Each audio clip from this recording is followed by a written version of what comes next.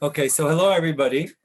I would like to share with you some thought regarding one of the episodes in Parashat Shavua, which I feel meets experiences, dilemmas that we're having today too.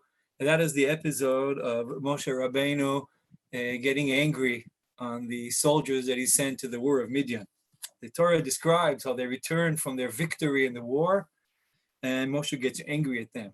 In the Hebrew, verb is katzaf. ויצאו משה ואלעזר הכהן וכל נשיאי העדה לקראתם אל מחוץ למחנה. You can imagine the scenario. They come back victorious, not even one soldier has been hurt. And they go out to meet them outside the camp. It's like a delegation of the most important leaders of Am Yisrael. And what happens?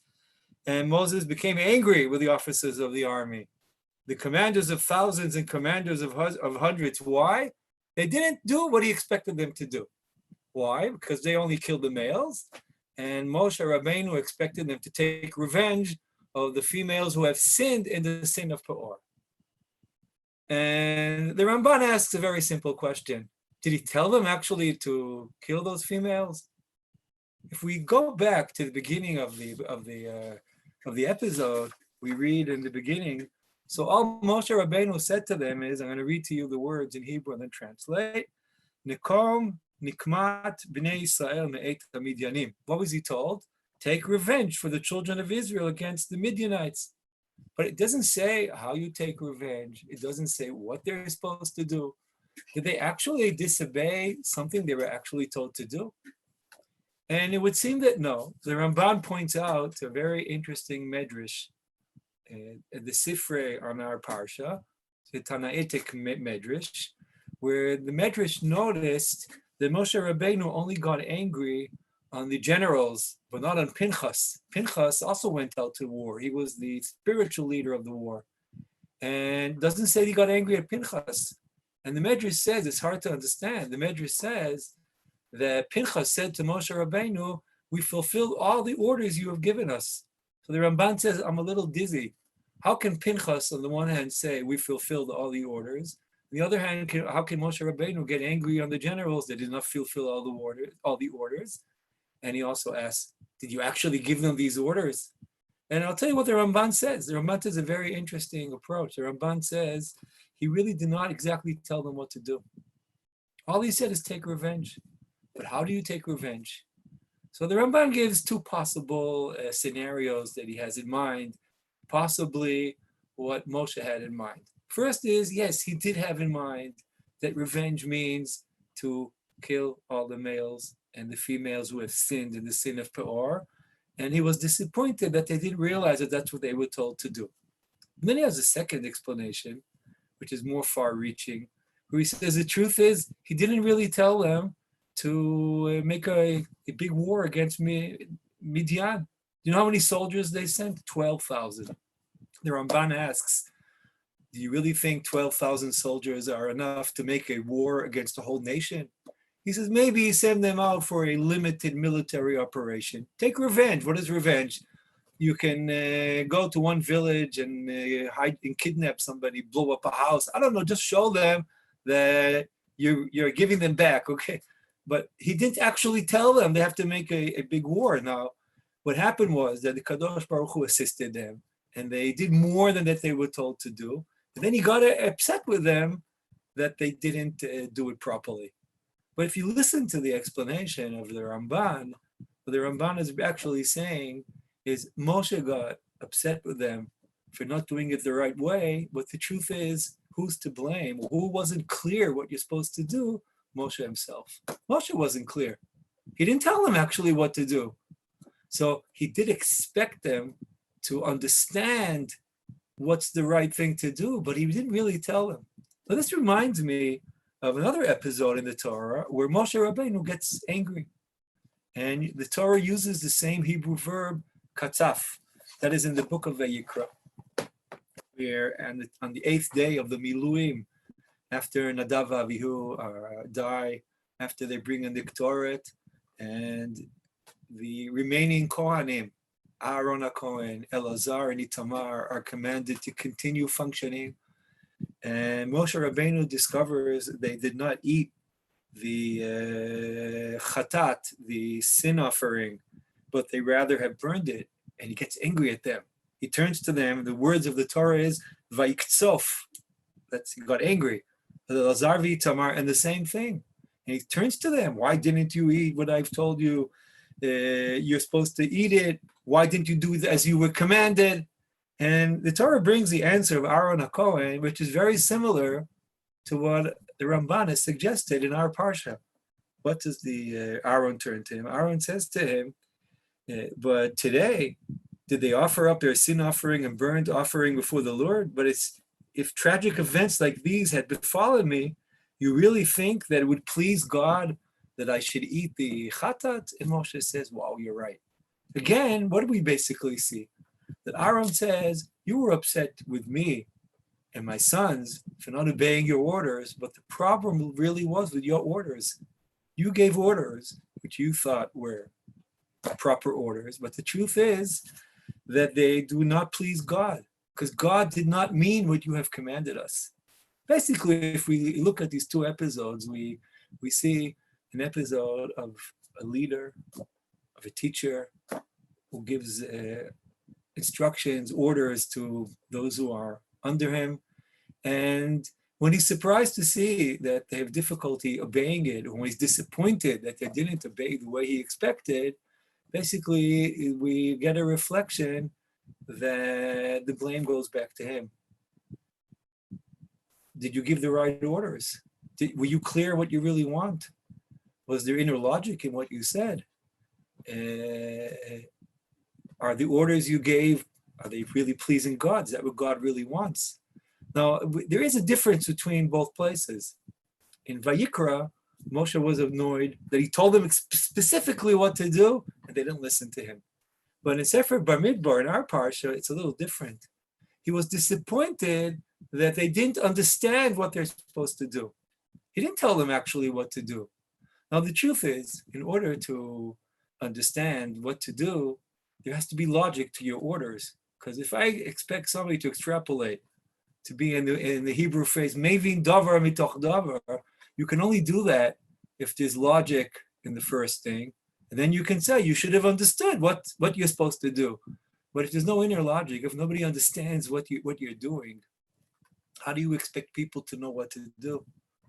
No, I'm raising this because I feel it's like a reflection of what many perhaps feel. I could say I personally feel this regarding this current stage we are fighting COVID-19 in Israel. Because as all of us know, the situation is deteriorated and there's a larger spread of the virus. And we're all called to be more careful. But unfortunately, I'm not talking politics, okay? I'm not telling you who to vote for. All I'm saying is, I think there's a sense amongst many in the country that we don't understand the inner logic of the instructions. Based on one, are they decided? Are there figures? What are the figures? Is there a plan? Is there some strategy? And when people feel there's no strategy, that there's no plan, there's a loss of leadership. So people find it more difficult to accept the authority of those who give these rules. It's not even when the rules are inconvenient for us, and many of them are inconvenient. It's also when they seem like very convenient, like a gift. I mean, the government has decided this week, was announced on Wednesday by the finance minister and the prime minister, to give to every citizen in the country over 18 a gift of 750 shekel. And if you have children, an additional sum until 3,000. And if you read the reactions in the media, people sense, even though, wow, thank you so much, I get some money in my bank account. People feel there's no logic behind this. We all realize that there's a terrible economical crisis which goes together with pandemic, but not everybody has been affected, and definitely not in the same way by this economical crisis. And giving the same sum of money to those who were affected as to those who were not affected doesn't seem that it makes any sense. And I've already heard many people who declared that they will donate the money that they will get. They'll pass it over to those who actually need it. But when you don't understand the logic, when there's no policy, it's very hard for people to accept authority and also to be responsible. And I'm concerned. I'm sure I'm not the only one. Many people are concerned.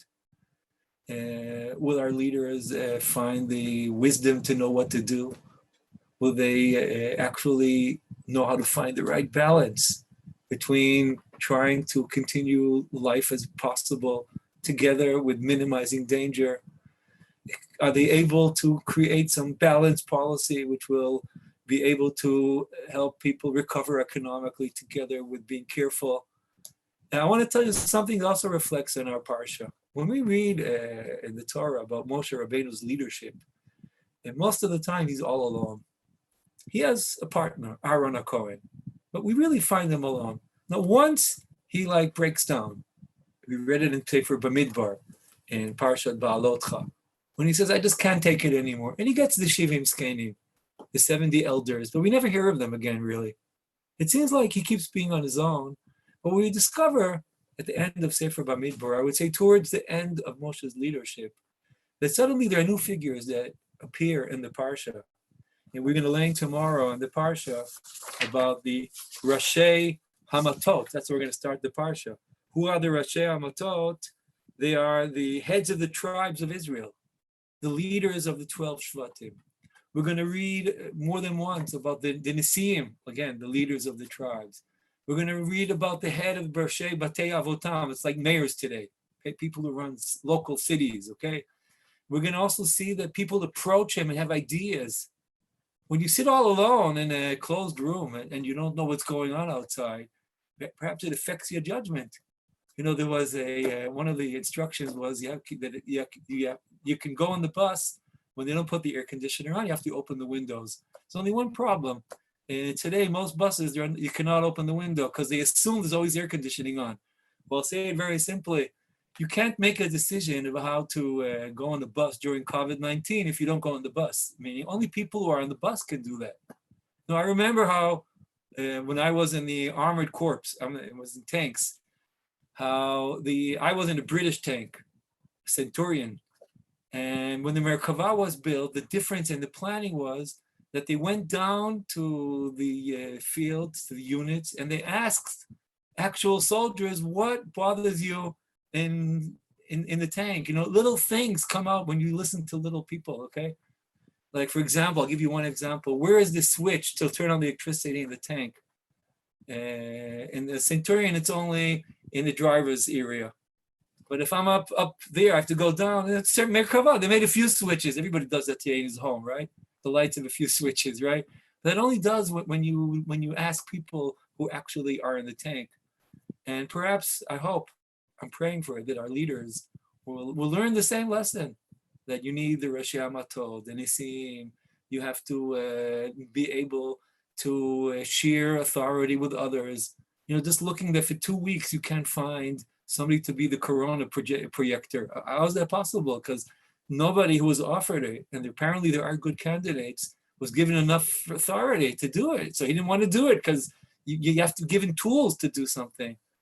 So on the one hand, I'm praying and hoping that the leadership will find the wisdom what to do. On the other hand, let me say that I do feel that our commitment as citizens to keep protecting each other does not have to be conditioned if we understand what the government's doing or not. Meaning, obviously, we have to keep the orders of the government. We are law observers, but we also have to keep asking ourselves, what's the logic and what's our responsibility, and to be very careful about that. I want to relate specifically to how the new regulations affect our ability to daven in shul. Now we're limited to 10 people. You all realize that in a shul, a minyan exactly with 10 people is almost impossible to run it. You have to get exactly 10. Who's going to throw out the 11th? Who's going to tell them, don't come here? It's not easy. But I want to tell you that the Vaad of our shul, the leadership of the shul also is not only asking what about the rule, but also realizing it really is safer outside. So in times when less people, when the spread was lower, so then, okay, it seems safe to daven inside. But today, when there are more people who are carriers, and if one of them goes into a closed area to shul, the chance that it will happen is larger now. So they decided we'll daven outside, and outside you can have up to 20 people in a minyan. So we're going to keep the shul running, but we will do it in a safe mode. We'll do it next to the shul. And I'm encouraging, since we don't have enough room for everybody, that those who are able to find a minyan, which is a safe minyan next to where they live, they should please participate there. The same thing about masks. Masks are very important. I'm really upset to see how many people think it's supposed to cover your chin. But if it doesn't cover your mouth and your nose where you breathe, it's useless. It's useless. That's the truth. So let's pray that our government will, and our leaders will find the wisdom and courage to do the right things. And we as citizens should be responsible and careful. And Bezrat Hashem, I wish everybody that we should be well and we should have a Shabbat Shalom. I want to share with you one more thing, that on Sunday will be the yahrzeit, the 10th yahrzeit of my Rosh Hashiva, Moriva Rabbi Rav Yehuda Amital, Zichrono Livracha. I met Rav Amital in the summer of 1970, when I was 6 years old, and he passed away 40 years later in the summer of 2010. And he was an integral part of my life, Rav Amital. He was not only my Rosh Hashiva, he was a close partner of my father. And from the first day that I have met Rav Amital, when I was a little kid, not understanding what was so special about him, but I was like charmed by him. He was a very, very charismatic and charming person, and he made a tremendous impact upon my life and lives of many, many, many people. And I will dedicate the shiur on Motzei Shabbat. It will be in Hebrew. For those who feel they can understand the Hebrew, they're welcome to join at 9:15 in the Zoom. I'll give a shiur in his memory and try to describe Rabbi Vital to you. I want to wish all of us Shabbat Shalom and be well. Kol Tov. Thank you, Shabbat